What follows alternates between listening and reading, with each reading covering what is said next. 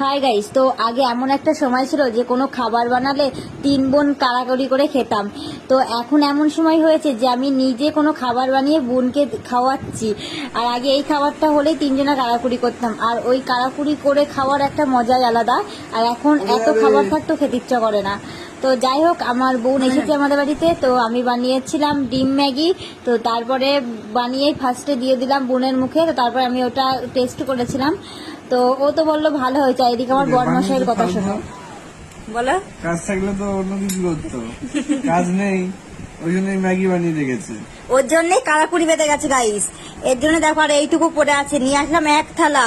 বলছে এত সুন্দর বানালে এরকম হবে না, তাও একটু নাম করবে না। কেমন হয়েছে বুনো? ওকে বুট বলবেই, বেড়াতে এসছে একদিন, কিন্তু বেড়াতে আসিনি। গাইস মিথ্যা কথা, ও এতটা মেরে দিয়েছে আর এখন বলছে ভালো হয়নি। তারপরে দেখো আমাদের খাওয়া দাওয়া করে গায়ে জোর হয়ে গেছে, তাই জোর দেখাতে কার গায়ে কতটা জোর হয়েছে তো সেটাই দেখাতে চলে এসেছি। তো দেখো এখন আমাদের পাঞ্জা হবে।